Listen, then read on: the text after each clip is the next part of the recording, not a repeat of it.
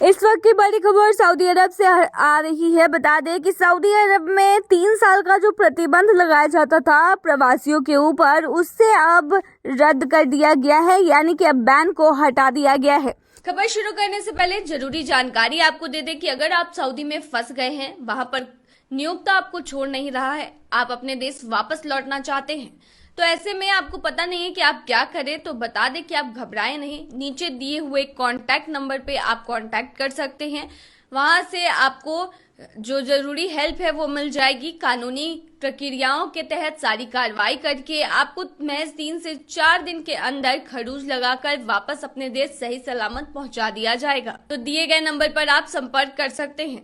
बता दें, सऊदी ने वीजा समाप्ति से पहले वापस सऊदी न लौटने वाले प्रवासियों पर 3 साल का एंट्री बैन हटा दिया है। स्थानीय मीडिया रिपोर्ट की माने तो सऊदी अरब साम्राज्य के अधिकारियों ने उन प्रवासियों पर 3 साल का प्रवेश प्रतिबंध हटा दिया है जो एग्जिट और री एंट्री वीजा पर राज्य छोड़कर चले गए थे और वीजा के एक्सपायर्ड हो जाने के बाद उन लोग वापस लौटने में सफल नहीं रहे थे। बता दें, यह निर्णय मंगलवार 16 जनवरी को लागू हुआ। पासपोर्ट महानिदेशालय यानी कि जवाजात ने पासपोर्ट कार्यालयों, हवाई बंदरगाहों, एयरलाइंस, स्विफ्ट प्रमुखों, नेविगेटर, शिपिंग कंपनियों और ट्रांजिट हॉल की विभिन्न शाखाओं को निर्णय के प्रभाव की जानकारी दी है। अरबी दैनिक औकाज की रिपोर्ट के अनुसार यह निर्णय निवेश और श्रम वातावरण को बढ़ाने के उद्देश्य से सुधारों की एक श्रृंखला का हिस्सा है। 2022 में जवाजात ने रिटर्न में देरी और कंपनी संचालन में व्यवधान के कारण उद्योगपतियों और उद्यमियों की मांग पर प्रवासियों पर प्रतिबंध लगा दिया था। श्रमिकों के वापस न लौटने के कारण हुई महत्वपूर्ण वित्तीय लागत के कारण नियोक्ताओं का पक्ष लिया गया है। बता दें कि निकास और री एंट्री वीजा जारी करने की कुछ शर्तें हैं, जैसे कि व्यक्ति के फिंगरप्रिंट के आधार पर ही वीजा जारी की जाती है, ऐसे नहीं होती है। इसके अलावा कर्मचारी लगाए गए सभी यातायात उल्लंघनों का जो है वो कर्मचारी को भुगतान करना होता है, भुगतान करेगा, उसी के बाद ही आपको ये वीजा जारी होगा, वरना आपको ये वीजा नहीं दिया जाएगा। कोई उल्लंघन नहीं होना चाहिए आपके थ्रू, ताकि पहले से ऑर्डर किया गया वीजा रद्द न किया जाए।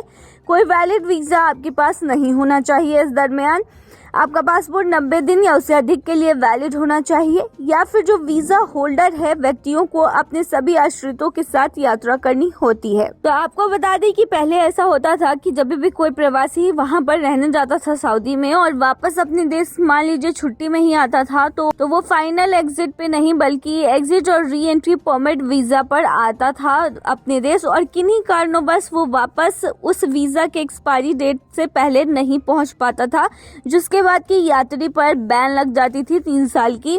अब ये बैन प्रवासियों पर नहीं लगेगी।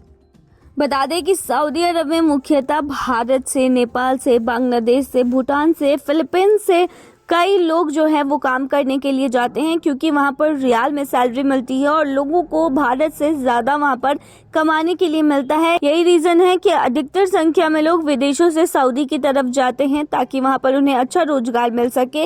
और सऊदी अरब भी जो है वो अपने डेवलपमेंट कंट्री का करना चाहता है, 2030 जो उनका विजन है उसको कंप्लीट करना चाहता है, और यही रीजन है कि इतने कामगारों को रियायत जो है वो दी जा रही है।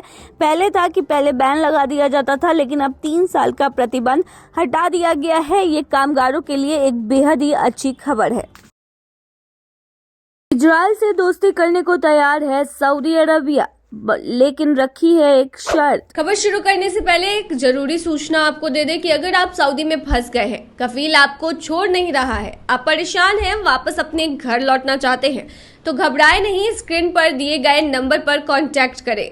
इनका नाम अहमद अली है। ये आपको कानूनी प्रक्रियाओं के तहत महज 3 से 4 दिन के अंदर ही खरूज लगाकर सऊदी से फाइनल एग्जिट कराकर आपको सही सलामत अपने देश पहुंचा देंगे। देखिए, सऊदी अरब के विदेश मंत्री ने मंगलवार को कहा है कि राज्य इजराइल को मान्यता दे सकता है अगर एक व्यापक समझौता होता है, तो जिसमें फिलिस्तीनियों के लिए राज्य का दर्जा शामिल है। हालांकि इजराइल और गाजा के बीच हालात नॉर्मल होते हुए तो नहीं दिख रहे हैं। इजरायली सेना लगातार एयर स्ट्राइक कर रही है, जिसमें आम लोगों की जानें जा रही हैं। प्रिंस फैसल बिन फरहान ने दावोस में विश्व आर्थिक मंच पर एक पैनल को बताया कि हम सहमत हैं कि इलाके की शांति में इजराइल के लिए शांति शामिल है, लेकिन ये केवल फिलिस्तीनियों के लिए फिलिस्तीनी राज्य मिलने के जरिए से ही हो सकता है। ये पूछे जाने पर कि क्या सऊदी अरब एक व्यापक राजनीतिक समझौते के हिस्से के रूप में इजराइल को मान्यता देगा, तो उन्होंने कहा निश्चित रूप से। प्रिंस फैसल ने कहा है कि फिलिस्तीनी राज्य को बनाने के माध्यम से इलाके की शांति को हासिल करना कुछ ऐसा है जिस पर हम सही में अमेरिकी प्रशासन के साथ काम कर रहे हैं और यह गाजा के संदर्भ में अधिक प्रासंगिक है। संयुक्त अरब अमीरात, बहरीन और मोरक्को के साथ राजनयिक संबंध स्थापित करने के बाद सऊदी अरब के साथ सामान्यीकरण समझौता हासिल करना इजराइल के लिए बड़ा गिफ्ट होगा और यह मिडिल ईस्ट की जियोपॉलिटिक्स को भी बदल सकता है। सूत्रों ने राइटर्स को बताया है कि सऊदी इजराइल रिश्तों को नॉर्मल बनाने पर अमेरिका समर्थित बातचीत में कुछ देरी होगी। इस बातचीत को काफी अहम माना जा रहा है। बता दें, इजराइल और हमास के बीच जंग 7 अक्टूबर 2023 को शुरू हुई थी। हमास लड़ाकों के जरिए इजराइल पर हमला किया गया था, जिसमें लगभग 1200 लोगों की जानें गई थी। इसके बाद इजराइल ने गाजा पर आक्रमण शुरू कर दिया, जिसमें अभी तक 25,000 से ज्यादा लोगों की जानें जा चुकी है। मरने वालों में ज्यादातर छोटे बच्चे और औरतें शामिल हैं। बता दें, 3.5 महीने से अधिक समय से इजराइल हमास के बीच संघर्ष चल रहा है। इस बीच इजराइल और फिलिस्तीन लोगों के लिए एक बड़ी खुशखबरी बनकर ये सामने आ सकती है कि अगर इजराइल इस समझौते को मान लेता है।